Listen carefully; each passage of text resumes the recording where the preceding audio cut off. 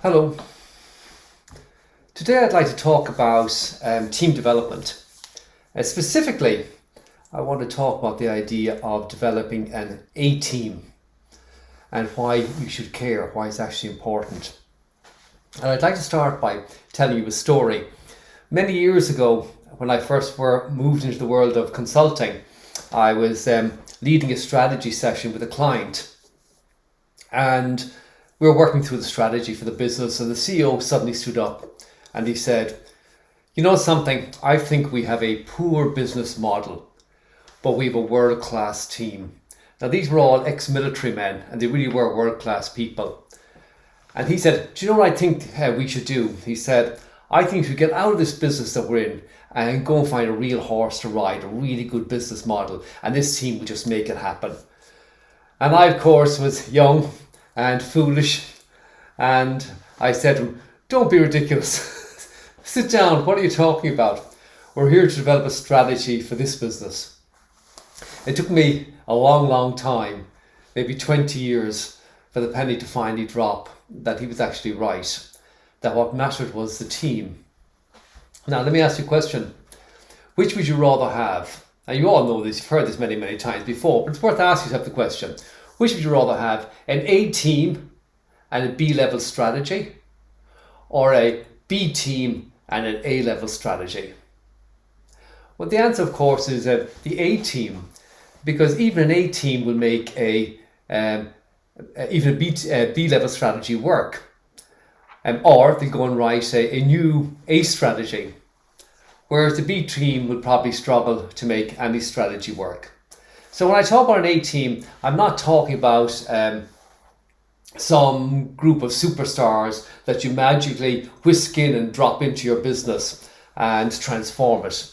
No, I'm talking about a team of people who are matched to their roles, who have the experiences, the competencies, the aptitudes, the attitude, whatever is required to fulfill the roles, to make sure that we have the right people. Good to Great, Jim Collins. The right people on the bus, the wrong people off the bus, the right people in the right seats, doing the right things and doing them right.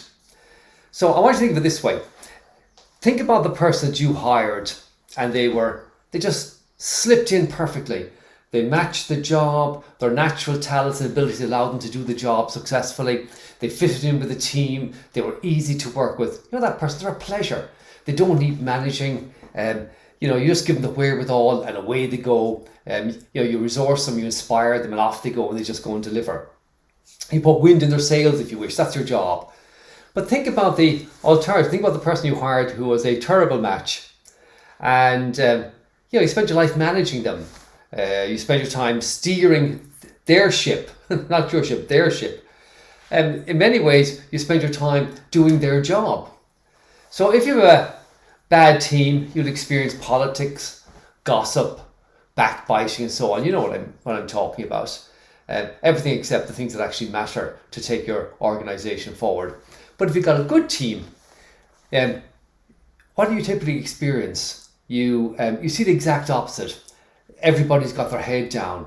Everybody's working hard because they know they're a world-class team, because they know they're matched to their roles. They know what they're supposed to do. They know they've got the competence to do it. Nobody's playing politics. Nobody's playing games. They know what they're supposed to do. They know they're in the right seats. They know that this is where I'm supposed to be. This is where I add value. They know where the ship's going. They know the contribution they're making to taking that ship there. They're not worried about their job. They're not worried about their careers. They're on a mission. So think about this.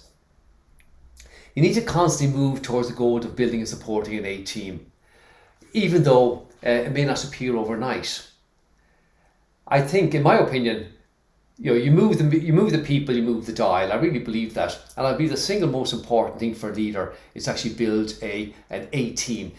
And by an A team, again, just to reiterate, I mean a group of people who are well matched to their roles, who understand where the ship's going, the part they play, and then they're focusing on execution because they've got the natural ability, the natural talents, the competencies, the skills that are matched that role. So think about it in the context of your own team, and how you can actually look at your own team and say, okay, Can I define the roles? Can I understand what the roles are clearly in terms of key deliverables, in terms of the aptitudes and attitudes and competences and skills that are required for success in that role? Can I compare people to that and see how they match up, and then tweak the roles, tweak the people, develop the people, and reorganize the team to allow people to play to their strengths, so that you end up having, at the very least, maybe an A- team, but an A team that nonetheless on the way to becoming an A+ team. So think about the concept. I think it's a really, really important thing for us to talk about. I've talked quite a bit about teams over the last number of videos, and I think it's important to think about this concept of how you actually go about developing it. And I'll talk again, the next couple of videos, I'll talk in a bit more length about the whole concept of how you actually go about doing that and developing your A team. So in the interim, think about your team, think about what you might do and how you might move them to an A team, and I'll talk to you again soon.